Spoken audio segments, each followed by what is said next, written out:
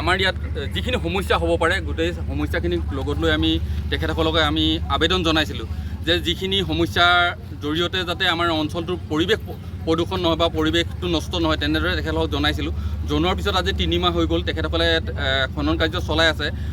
চলাই থকাৰ মুহূৰ্তত তেখেতসকলৰ যিটো বাউণ্ডেৰী সীমা তেখেতসকলে দিব লাগে, ৱাল যেনেদৰে দিব লাগে দিয়া নাই। নিদিয়াৰ কাৰণে কি হৈছে, তাত খনন কাৰ্য চলাওঁতে যিখিনি কেমিকেল তেখেতসকলে ব্যৱহাৰ কৰিছে, তাৰ যিখিনি পানী ওলাইছে সেই পানীখিনি তেখেতসকলে ডাম্পিং গ্ৰাউণ্ডত নি পেলাই দিবগৈ লাগে, যিখিনি সেইখিনি তেখেতসকলে নকৰাৰ বাবে তাৰ পৰা গোটেই পানী ওলাই ওচৰৰ পথাৰবিলাকত গোটেই বিয়পি গৈছে, ওচৰৰ গাঁৱলৈ বিয়পি গৈছে।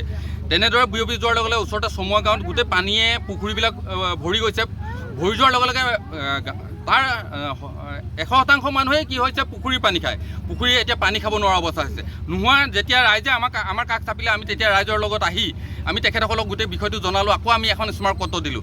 দিয়াৰ পিছত তেখেতসকলক আমি ক'লোঁ যে আপোনালোকে খোৱা পানীৰ অন্তত ব্যৱস্থা কৰি দিয়ক। তেখেতসকলে কিন্তু আজিলৈকে কৰি নিদিলে। কিন্তু আমাৰ ইয়াত যিটো পৰিৱেশ হৈছে, ওচৰৰ গছ গছনিবিলাকলৈকে আমাৰ ৰঙা পৰি গৈছে। লগতে মাছ কাছ আদি কৰি গোটেই জীৱ জন্তু মৰিছে, মানুহৰ ঘৰৰ হাঁহ কুকুৰা মৰিছে। এই গোটেই ক্ষতিপূৰণ বেদান্ত কোম্পানীয়ে আমাক দিবনে নিদিয়ে, সেই কথাটো আমাক কিন্তু লাগিব। আজি সেইখিনি নকৰাৰ কাৰণে আমি আজি আহি ৰাইজৰ সহযোগত আমি বীৰ লাচিত সেনা অসমে আহি আমি তেখেতসকলৰ মুখ্য গেটত আমি তলা লগাই দিছোঁ। যেতিয়ালৈকে আমাৰ এই সমস্যাখিনি তেখেতসকলে সমাধান নকৰে তেতিয়ালৈকে কিন্তু আমি সেই গেটৰ তলা আমি খুলি নিদিওঁ। মহিলাৰ সমস্যাৰ সন্মুখীন হৈছে আপোনালোকে? আমাৰ এতিয়া সমস্যা হৈছে মানে শব্দ প্ৰদূষণ হৈছে, ল'ৰা ছোৱালী পঢ়িব নোৱাৰা হৈছে, আৰু লগতে খোৱা পানীৰ ব্যৱস্থাটো কৰি দিবলৈ কোৱা হৈছে। আমাৰ গাঁৱলীয়া মানুহ পুখুৰী পানী খাওঁ, সেইটো কাৰণে ইয়াৰ পৰা কেমিকেল গৈছে বুলি ভাবি লৈছোঁ। আৰু মানে গৈছে মানে প্ৰায়ভাগ পানীতে তেল বিঙাৰ দৰে হৈ গৈছে। গতিকে তাৰমানে আমাৰ লগতে খোৱা পানীৰ লগত মিহল হৈ গৈছে। সেইকাৰণে আমাৰ গাত খোৱা সজতি হৈ গৈছে, ল'ৰা ছোৱালী খৰ সজতি হৈ গৈছে। তাৰমানে হাঁহ কুকুৰা লগতে হাঁহ কুকুৰা মৰিছে। মানে হেৰি হৈছে, সমস্যা আমাৰ বহুত আছে। বেদান্ত কোম্পানী বহাৰ ফলত আমাৰ নকচাৰি চমুৱা গাঁৱৰ একাংশৰ ৰাইজৰ তাৰ যিটো কেমিকেল ওলাইছে, সেই কেমিকেলটো গৈ আমাৰ চুবুৰীয়াত সোমাই খোৱা পুখুৰী অনিষ্ট কৰিছে। আৰু ভালেকেইঘৰ পুখুৰী সকলো নিউজলৈ মই ধন্যবাদ জ্ঞাপন কৰিছোঁ।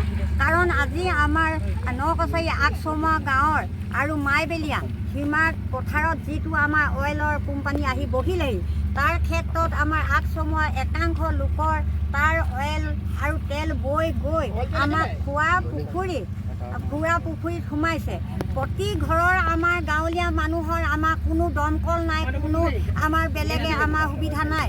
গতিকে আমি চৰকাৰৰ পৰাও সেই একাংশ ৰাইজে একো সুবিধা আজিলৈকে পোৱা নাই। এই আজি বেদান্ত কোম্পানী আহি যিটো ব্যৱস্থা কৰি দিলেহি, তাত আমাৰ গোটেই কিঘৰ মানুহৰ চুবুৰীয়াৰ হাঁহ কুকুৰা ভালে মানুহ মৰিলে, ভালে মানে এতিয়াও আমি বান্ধি ৰাখিছোঁ। তেওঁলোকক যদি আমি বান্ধি ৰাখোঁ গঁৰালৰ ভিতৰত, সিহঁতি পানীত চৰা বস্তুটো সিহঁতি কেনেকৈ জীয়াই থাকিব? তাৰ পাছত আমি গাঁৱলীয়া মানুহ সেই কুঁৱা পুখুৰী পানী খাওঁ। সেই পানী আজি আমি ভুক্তভোগী হৈ খাই আছোঁ। আমি বাৰম্বাৰ কৈছোঁ তেওঁলোকক আমি খোৱাৰ ব্যৱস্থা কৰক, কিন্তু আজিলৈও নাই। প্ৰশাসন আহে, প্ৰশাসনৰ লগত তেওঁলোকে গেটৰ ভিতৰত কি কথা পাতে আমি নাজানো। তেওঁলোকে আমাক একো কথা ক'বলৈ সুবিধা নিদিয়ে, তেওঁলোকে ভিতৰত কথা পাতি গুচি যায়। কিন্তু আমি আমাৰ গাঁৱলীয়া পৰিৱেশৰ লগত তেওঁলোকে যদি খাপ খালেহেঁতেন, কথা মিলিলেহেঁতেন, আজি আমি এনেকুৱা অৱস্থাত আজি আমি ক'ব লগা কথা নহ'লহেঁতেন। গতিকে আজি আমি বেদান্ত কোম্পানীত আমি তলা লগাইছোঁ। কি কাৰণে? আমাৰ গাঁৱৰ সকলো ৰাইজে যেতিয়ালৈকে আমাৰ খোৱা পানী, আমাৰ যিকেইটা আমাৰ পশু মৰিলে আৰু খেতিৰ যিটো সোঁতেদি গৈছে, সেইকেইঘৰ মানুহৰ আমাৰ যাতে আমাৰ যিবিলাক শস্য নষ্ট হ'ল, সেই নষ্ট তেওঁলোকে যেন আমাক ক্ষতিপূৰণ দিয়ে। আৰু যদি খোৱা পানী কাইলৈৰ পৰা আমাক ব্যৱস্থা কৰি নিদিয়ে, এতিয়াতো তলা আমি বৰ্তমান ৰাইজে আহি এটা লগাইছোঁ, তেতিয়া 3টা তলাও লগাম। কোনো প্ৰশাসনলৈ আমি গাঁৱৰ মানুহে ভয় নকৰোঁ, কাৰণ তেওঁলোক মানুহ, আমিও মানুহ।